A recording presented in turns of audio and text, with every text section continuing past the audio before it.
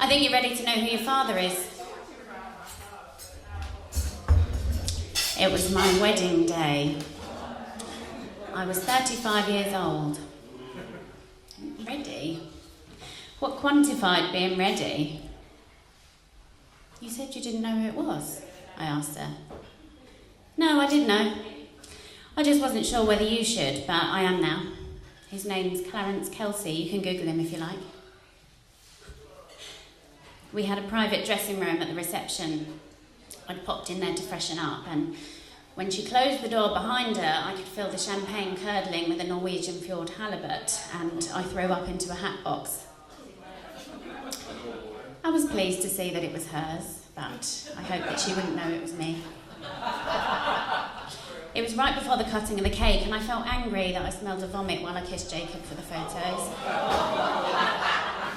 And that my hand was trembling while holding the knife. As we danced our first dance to Up Where We Belong, I cried into his shoulder. I Googled him, of course. He's a quantum physicist, famous. He discovered the Kelsey exclusion principle, which is something about certain electrons not being allowed into an atom or something. He's a multi-millionaire, which is normal. He's married, like me. He's got one child, one other child. He lives in America, so we did the DNA test by post. I had to send it recorded delivery, and they make you say what's in the package. Oh, nothing in value, I said. I didn't ask the value, I asked you to state what it is.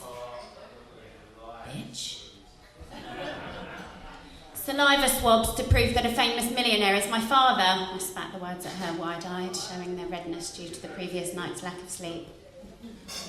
Bitch. Go to gate. He'd made his discovery around the time that I was conceived.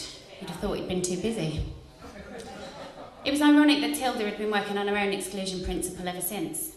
Oh, Tilda's my mum.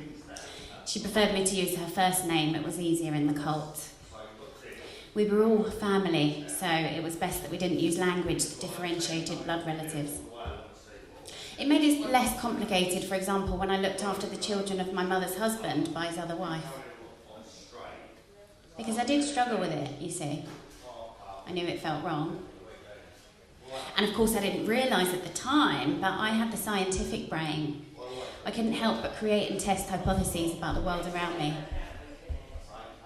And it got me into a lot of trouble.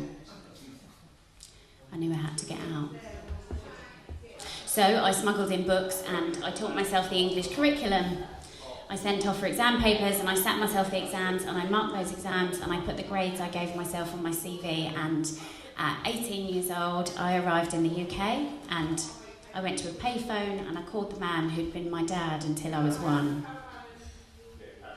And he loved me. But I stood on my own 2 feet and I got a job and I found my way. And it made me who I am today. Boarding. That's what she meant, Tilda, when she said that I was ready. If I'd found my real dad when I was 18, I'd have needed him so desperately. My world would have hung on him wanting me and rescuing me, but I don't need to be rescued anymore. Boarding. He came to see me the day that I was born. He said he came to see if she needed anything or if I needed anything, but she was with my other dad by then, and he said he'd just let us all be happy. I wish either of them had stayed. I don't know how to be when I see him. People skills aren't really one of my things, and I don't suppose they're his either. I don't know if quantum physicists hug. I don't know if this quantum physicist does anyway. The thing is, it's very difficult to know if what Tilda's told me is true. She's an unreliable source, shall we say. She'll say one thing and say the complete opposite the next day and swear blind that she said neither. He wrote me a letter, an actual letter. We curl our A's the same way. He said he regretted walking away and he tried to get in touch, but by that time Tilda had left for India, and even if he'd found us, you can't penetrate those places. They have their own exclusion principle. They shut out the rest of the world. Final call. I'm scared. I'm scared that I'm going to walk in and see all that he is and all that he has and be angry with him for leaving that room that day for us to be happy, because I wasn't happy. And I don't want to hate him for that. But until I get on that plane, he's still a dream. I can imagine him to be everything that I want. If I want him to be a bastard and not care that I missed out, then I can. And if I want him to love me and want me and make up for lost time, then we can. We can do all the things. All the things. This is the final call for BA Flight 219 to Denver. Would all remaining passengers please board the aircraft as the gate is now closing. Final call. Thank you.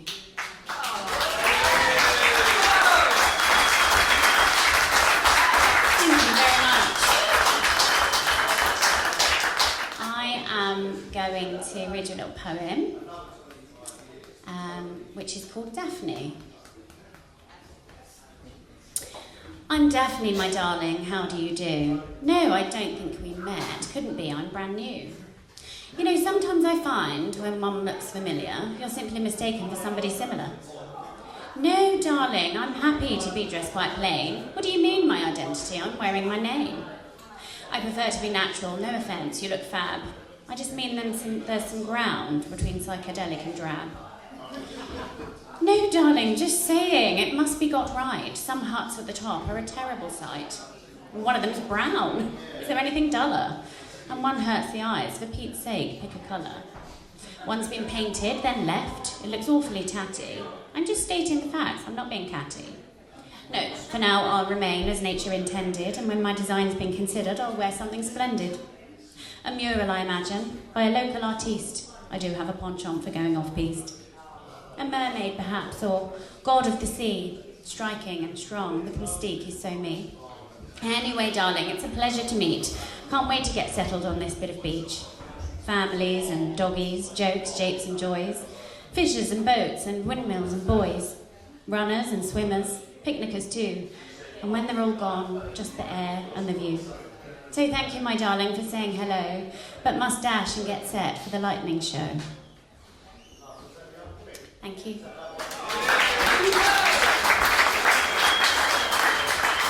If anyone knows who owns Daphne, I would love to meet them, but there's a lovely little hut that's not been touched and it's just got the name on it, which is the inspiration for that poem. So my friend's arrived from London. She decided at 5:30 to get on a train and had no plan of coming down, but she's here. And I thought, can you read this little thing with me that I've also never read out before? So if you'd like to welcome Nikki to join me on the stage, that'd be great.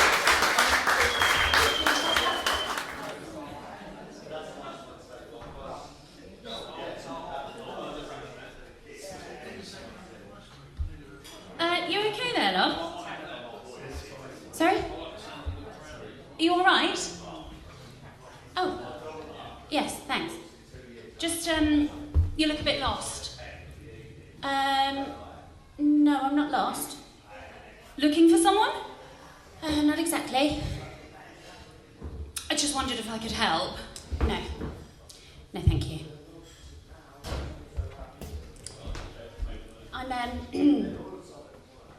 I'm looking for the moon. The moon? Oh, it was on King Street, I believe, but it's not there anymore. Sorry? The half moon. I don't really understand, but I'm not looking for the half moon, I'm looking for the full moon. Oh, I don't think there is one round here. There definitely is.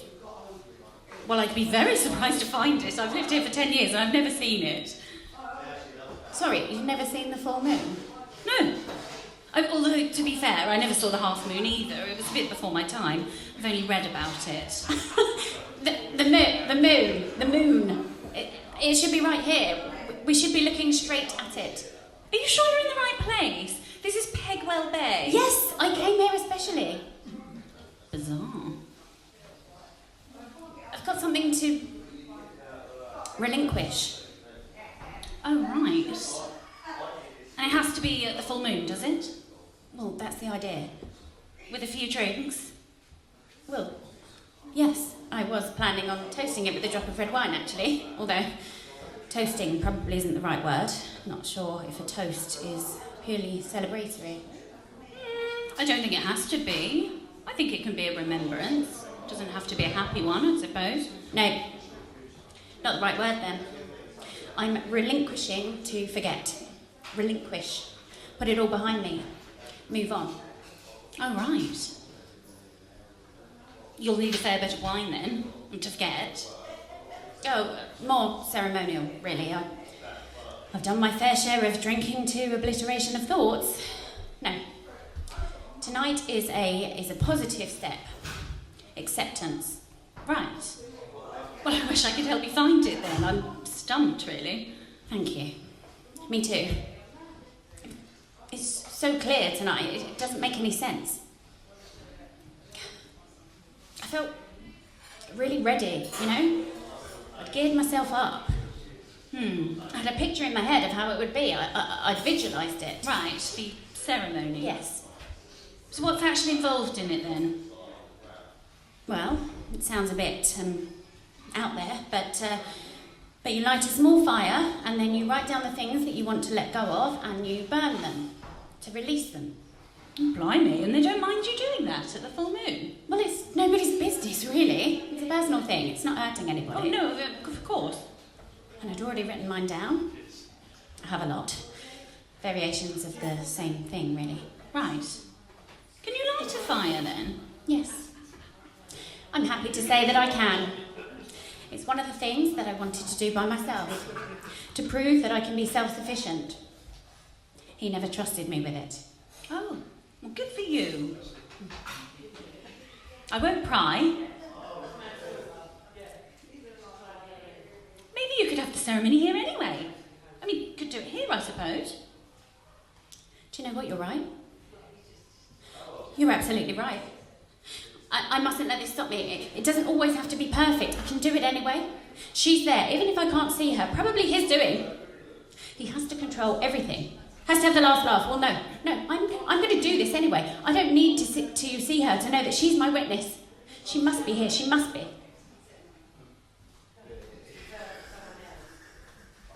Are those ashes? Yes. Ashes to ashes. I came here to give them to the full moon, to the super moon. She can take it all away from me. She can forgive and let go. Let go of the moon. Oh, right. The full moon's not a pub, is it? Thank you very much.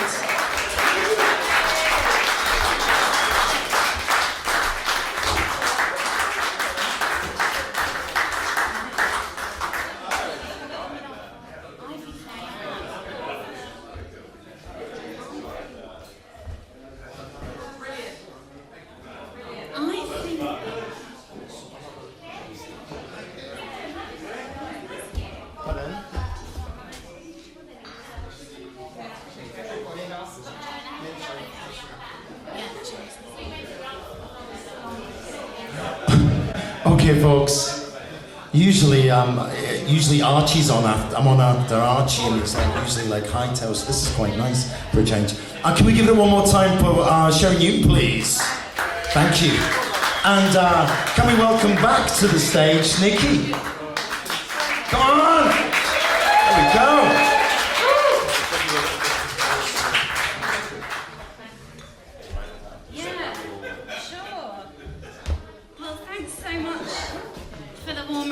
As I say, on a whim. So, yeah, I only wrote this yesterday and I didn't know I was coming down tonight, and the other thing is it does require a northern accent, which I don't have. So, if you can just forgive me the things, but I'd love to share it with you and just see what you think. It's actually about a lady working as a bra fitter, and her name is Barbara. Okay? That's right, love, yeah. Pop yourself in there, naked to a waist. I'll be back in a minute. I've always loved human bodies. It's weird, isn't it? And we're all the same, but completely different at the same time. And boobs, especially. I've always loved a boob. How they come in so many different shapes and sizes. Big ones, small ones.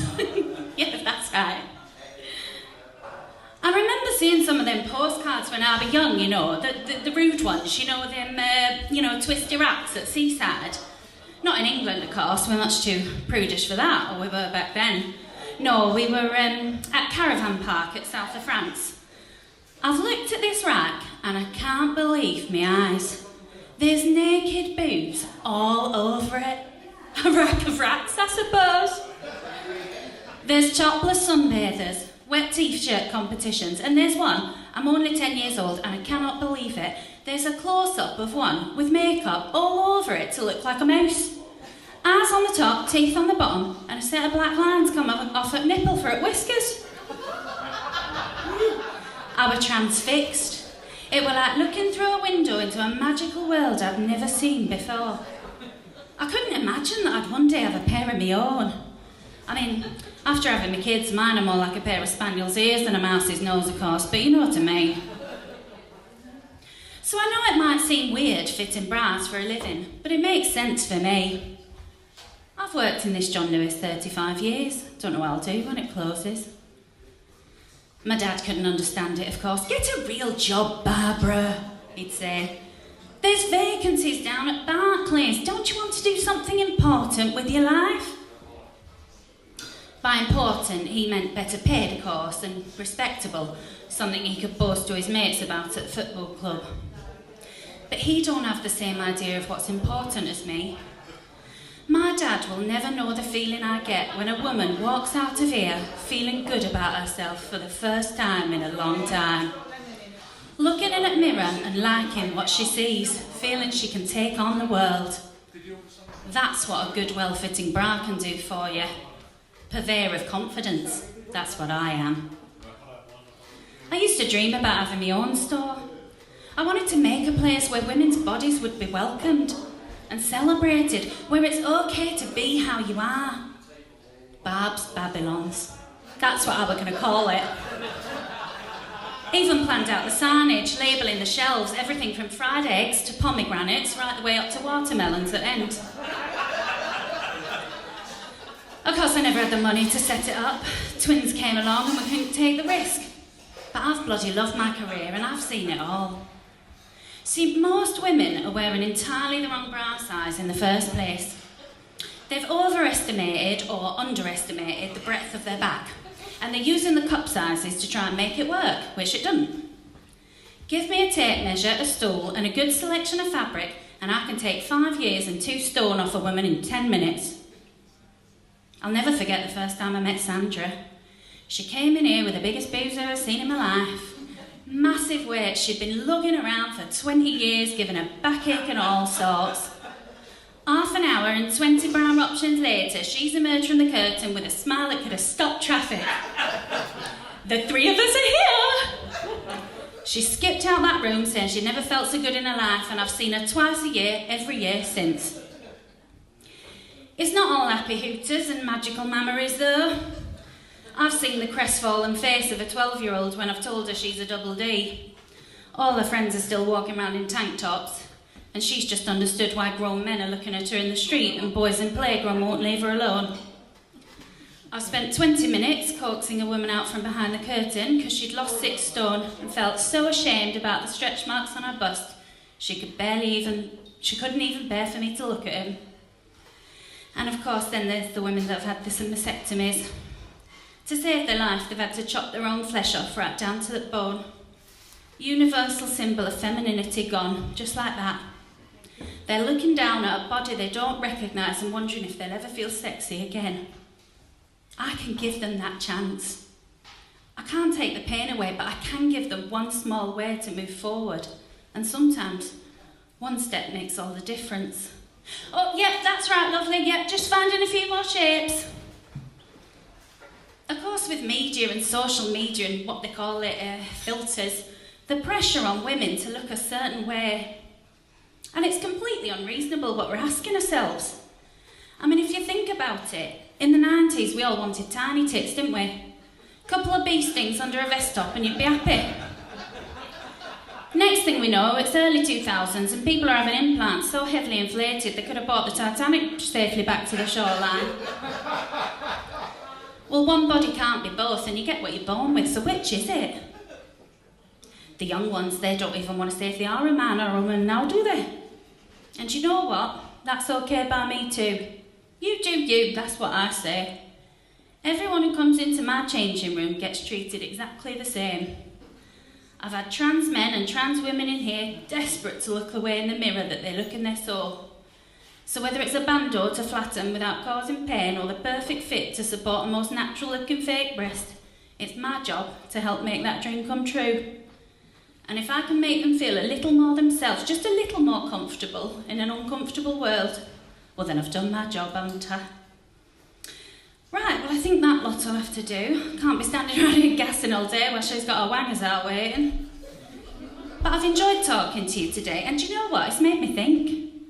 Where are all the women going to go when this place closes down? Who's going to help them get back to their best?